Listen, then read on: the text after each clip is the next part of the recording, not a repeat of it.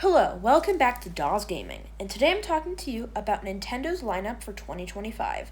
I have reviewed every single console, every game that's come out, and I think I have created a schedule that is the schedule Nintendo will be using for 2025. Many of these games have not even been announced, and we don't even know the release date for most of them. So, I'm going to be going over every launch game, every launch year game, and my reasoning of what it will be in them and why exactly I think it will come out at that specific time of year, or why at all I think it will be a launch year game. So, first of all, what are the launch games? The ones that are there day one. I think that there will be 3 games. There, for the Nintendo Switch, there was Everybody 1-2 Switch, there was Snipperclips, and Breath of the Wild. The ones that most people don't care about, Snipperclips and 1-2 Switch, I think we will probably get either 3-4 Switch or 1-2 Switch, Switch 2 edition. We will probably get a really bad game like Snipperclips, hopefully it's a packing game. But the big game that I've been alluding to this whole time is Metroid Prime 4 Beyond. That is the game I think we will get in day one. And I think day one will be late June. That's when I personally think we will be getting the entirety of the launch of the next console. So, what would the next game theoretically be? The next game is Mario Kart 9, or whatever they call it. Many people think this is a day one game. I don't think it is. I think that it's going to be Metroid Prime 4, but I think this will be coming out within 2 weeks, an early July launch of this. It's going to be there pretty much day one. That way, Metroid Prime 4 actually gets a chance in the spotlight, and I really think this will be the case. You might wonder why I think we'll be getting a Mario Kart so soon. Well, we haven't gotten a mainline Mario Kart since 2017. So that's kind of guaranteed, and it's the only game we've seen so far. But also, what has EPD9 been doing over the past decade, or the past console's lifespan? Well, basically, this is what they've done. In 2017, they made Mario Kart 8 Deluxe and ARMS. In 2019, they made Mario Kart Tour. In 2020, they were a co-developer on the Booster Course Pass.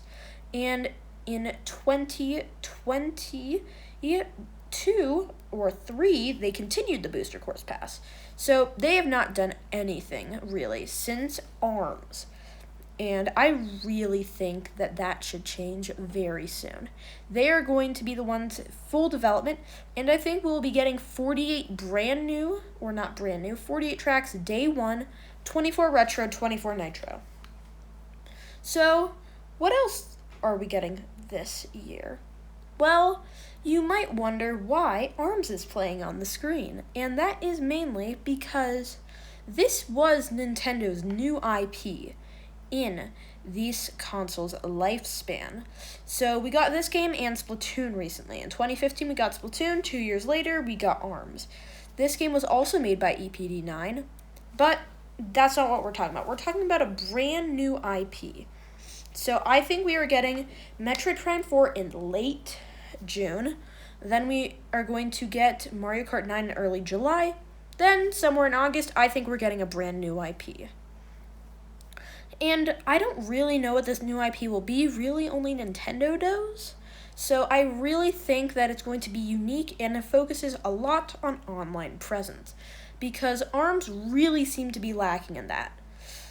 Well, we can't bring up Splatoon without talking about another Splatoon game, right? So how about Splatoon 4? Splatoon 4, I think, will be coming in September.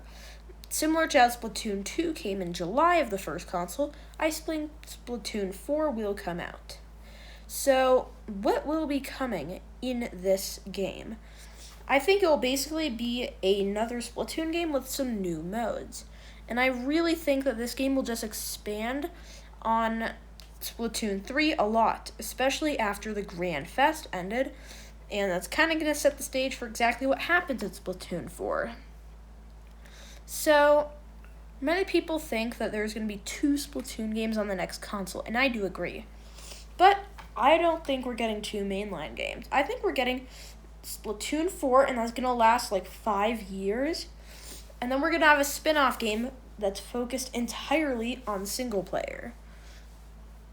I really think that this is going to be the case because Splatoon 2 to 3 really added nothing, and there was really no benefit for having a new game, and I think that would be the same on new hardware.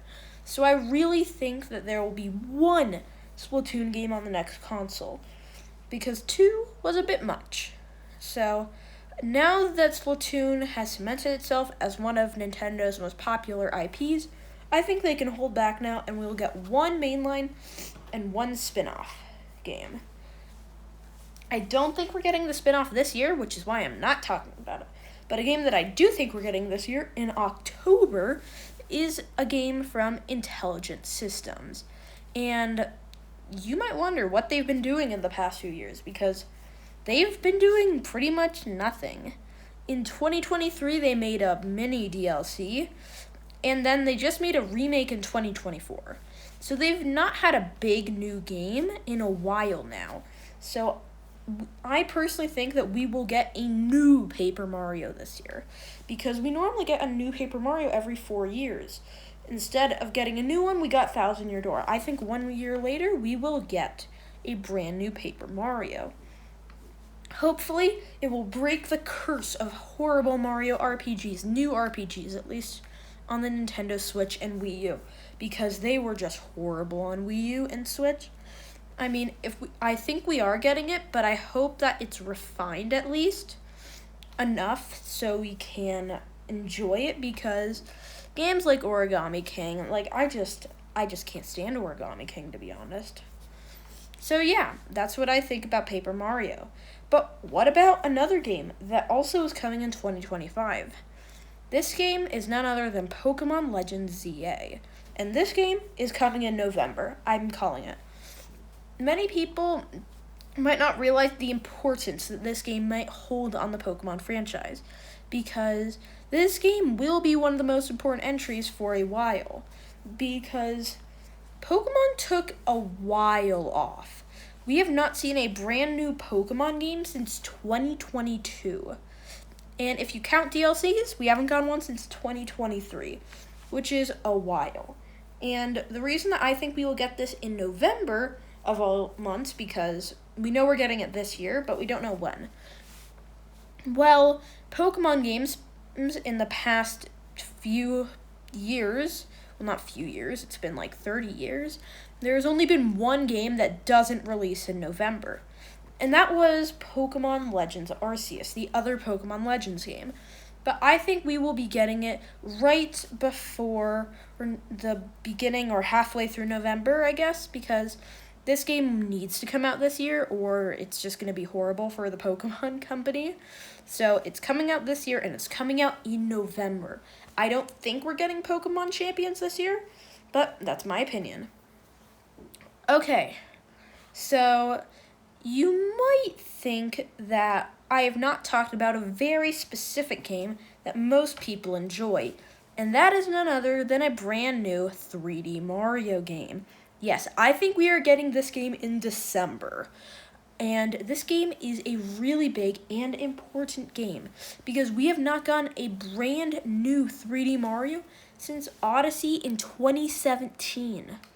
That was like forever ago. So I really think that we need to just get a new a 3D Mario, because looking at what they've done, EPD 8, that's what does these. EPD 8, in 2017, they were a co-developer for some reason on Mario Odyssey. Like 1UP Studio, for some reason, did a lot more than normal. And then they were a co-developer on Mario Maker 2. Then they were the full developer for Super Mario 3D All-Stars. And then they were a co-developer for 3D World plus Bowser's Fury.